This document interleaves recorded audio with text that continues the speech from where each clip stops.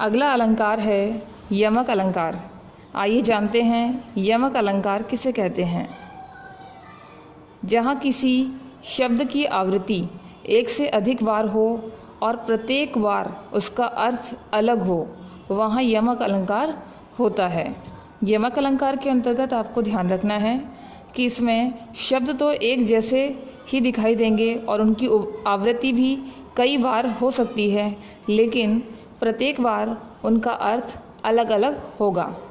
आइए कवि भूषण की प्रसिद्ध कुछ पंक्तियां हैं, उनके माध्यम से हम यमक अलंकार को अच्छी तरह से समझ लेते हैं कि यमक अलंकार किस प्रकार से हमें काव्यांश में से छांटना है। शुरू कर रही हूँ मैं भूषण की लाइनें, और ये लाइनें शिवाजी महाराज के भय से त्रस्त दुश्मन की स्त्रियों का वर्णन करते समय कवि ने अलंकार का प्रयोग इसमें किया है। पंक्तियां हैं, ऊंचे घोर मंदिर के अंदर रहन वारी, ऊंचे घोर मंदिर के अंदर रहती है, कंदमूल भोग करे, कंदमूल भोग करे, 3 बेर खाते तेवे 3 बेर खाती है, भूषण शिथिल अंग, भूषण शिथिल अंग, विजन डुलाती तेवे विजन डुलाती है, भूषण भनत शिवराज वीरे तेरे त्रास, नगन जड़ाती तेवे नगन जड़ाती है।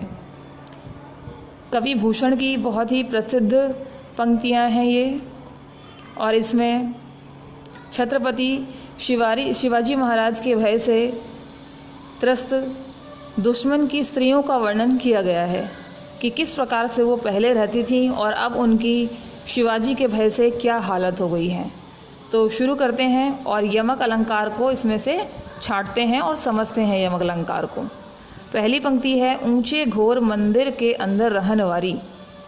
अब एक बार यहाँ पर आया ऊंचे घोर मंदिर, और ठीक इसके नीचे ऊंचे घोर मंदिर के अंदर, यानी कि पहले जो शब्द आया है ऊंचे घोर मंदिर का अर्थ है ऊंचे राजमहल।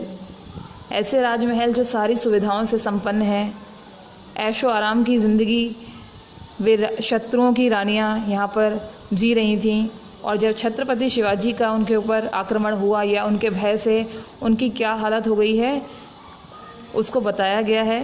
तो पहली जो ऊंचे घोर मंदिर है उसका अर्थ है कि ऊंचे ऊंचे राजमहल, और फिर दोबारा से जब इस पंक्ति का प्रयोग हुआ है उसका अर्थ है ऊंची घोर निर्जन गुफाएं।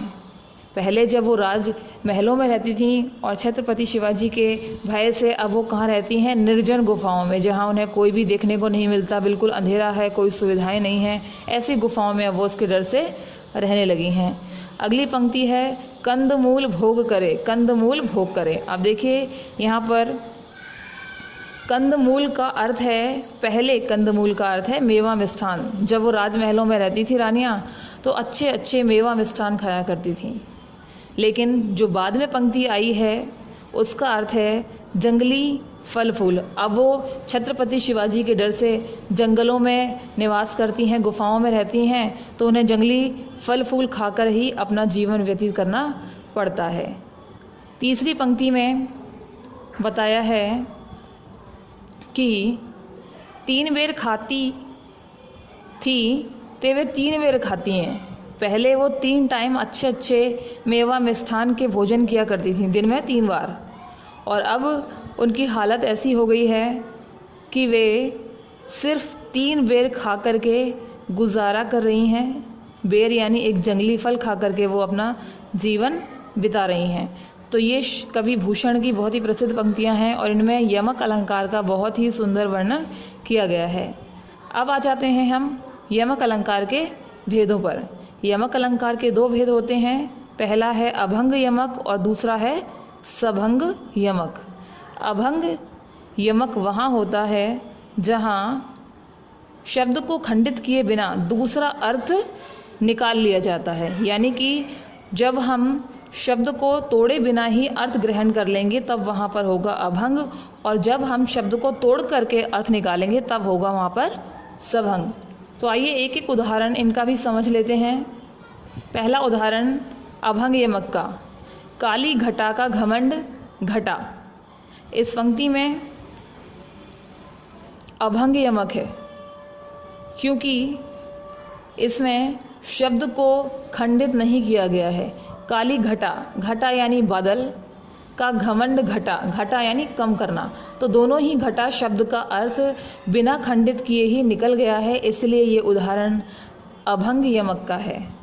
अब हम लेते हैं सभंग यमक का एक उदाहरण। उदाहरण है, तो परवारों उर्वशी सुन राधिके सुजान, तू मोहन के उर्वशी है उर्वशी समान। यहाँ पर उर्वशी शब्द में यमक अलंकार है और इसमें शब्द को खंडित करके अर्थ निकाला गया है। जैसे पहले उर्वशी का अर्थ है अप्सरा और दूसरे उर्वशी यानी उर्वशी, दोनों अलग अलग शब्द हैं और दूसरे उर्वशी का अर्थ है हृदय में वसी। उसके बाद फिर तीसरी बार आया है उर्वशी, उसका अर्थ है अप्सरा। तो यहाँ पर आपने देखा कि पहला जो शब्द था उर्वशी, उसको खंडित किए बिना हमने अर्थ लिया और जो दूसरा था उसमें उर्वशी शब्द का अर्थ लेने के लिए हमें शब्द को खंडित करना पड़ा, उर को अलग और वसी को अलग। तो यहाँ पर ये पंक्तियाँ सभंग यमक अलंकार की हैं। आज के लिए सिर्फ इतना ही। इसके आगे के अलंकारों का अध्ययन हम अपनी अगली वीडियो में करेंगे। धन्यवाद।